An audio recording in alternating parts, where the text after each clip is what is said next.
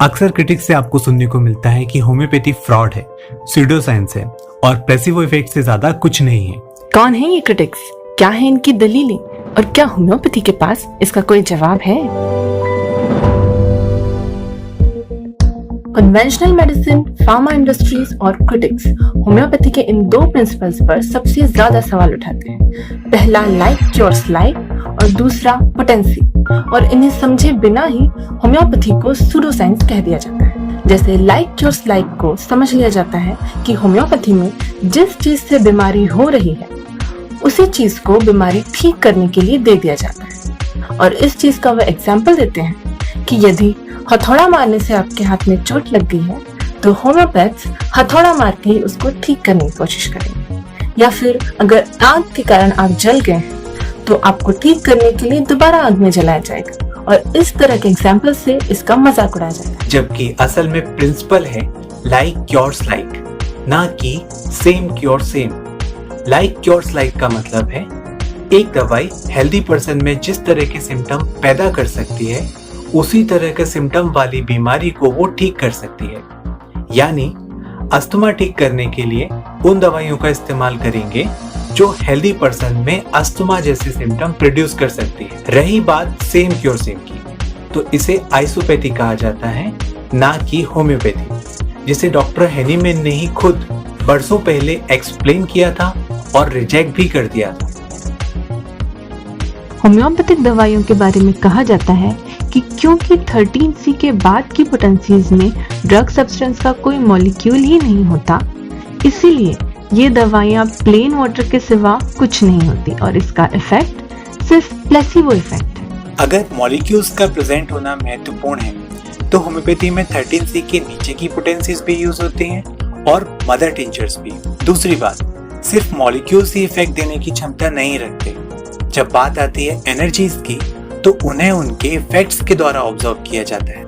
ये बात भी कही जाती है कि होम्योपैथी बच्चों और पेट्स पर इसीलिए काम करती है क्योंकि पेरेंट्स और ओनर्स फेथ और इमोशंस के साथ उन्हें दवाई देते हैं, लेकिन फेथ और इमोशंस का तो कोई मॉलिक्यूल नहीं होता, इस हिसाब से उसका इफेक्ट भी नहीं होना चाहिए। साइंस ने सब कुछ एक्सप्लेन नहीं किया है। जस्ट बिकॉज अब तक होम्योपैथी का मैकेनिज्म एक्सप्लेन नहीं हो पाया है, आप इसे नॉन साइंटिफिक या प्लेसिबो इफेक्ट नहीं कह सकते। अगर किसी चीज का इफेक्ट देखा जा सकता है तो साइंस का काम है उसे एक्सप्लेन करना कि ये कैसे होता है, ना कि उसे जस्टिफाई करना कि ये होता है या नहीं। होम्योपैथी प्लेसिबो से कहीं ज्यादा इफेक्टिव है।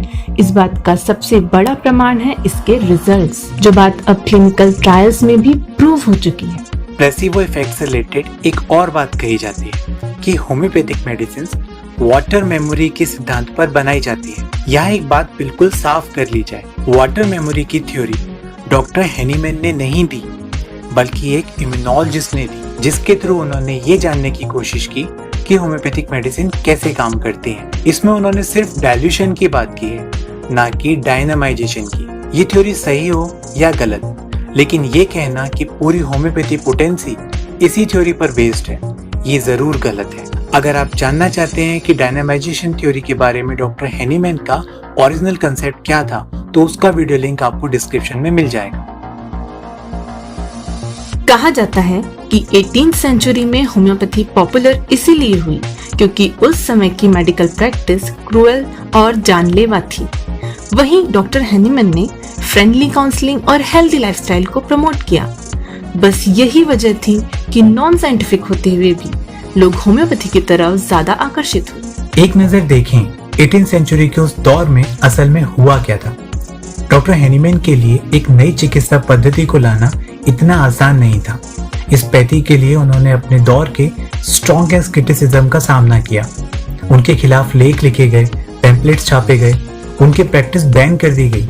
उनके क्रिटिक्स ने उनकी पैथी को पूरी तरह से ध्वस्त करने के लिए अपने सबसे ब्रिलियंट लोगों को चुना, जो इस पैथी की ऐसी कमियां निकालें जिसके आधार पर इसे हमेशा के लिए मिटा दिया जाए। उन ब्रिलियंट लोगों में से एक थे डॉक्टर कॉन्स्टेंटाइन हैरी।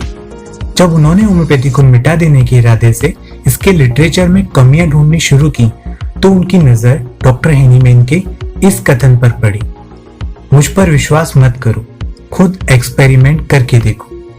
तो उन्होंने उन्हें गलत साबित करने के लिए एक्सपेरिमेंट शुरू कर दिए। लेकिन एक सच्चे स्टूडेंट ऑफ साइंस की तरह उन्होंने उस एक्सपेरिमेंट के सारे रूल्स और रेगुलेशंस फॉलो किए। किसी धूर्त की तरह नकली रिपोर्ट्स नहीं बनाई, न ही नियमों को तोड़ा मरोड़ा।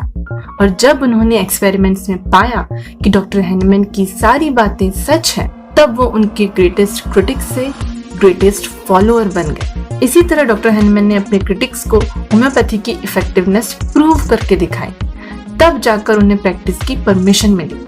ये सब उनके लिए कितना कठिन था, जिसे बड़ी ही आसान सी कहानी सुनाकर पेश किया जाता है। ये सब हुआ क्योंकि न सिर्फ उनका तरीका बेहतर था, बल्कि उनकी मेडिसिन्स इतनी इफेक्टिव थी जिन्होंने उनके क्रिटिक्स को उनका समर्थक बना दिया। आपने भी होम्योपैथी की ऐसी कई आलोचनाएं सुनी होगी, या फिर आपके मन में भी होम्योपैथी से जुड़े कई सवाल होंगे। नीचे कमेंट बॉक्स में बताइए और अगले वीडियो में हम उसका पूरा सच आपके सामने लेकर आएंगे।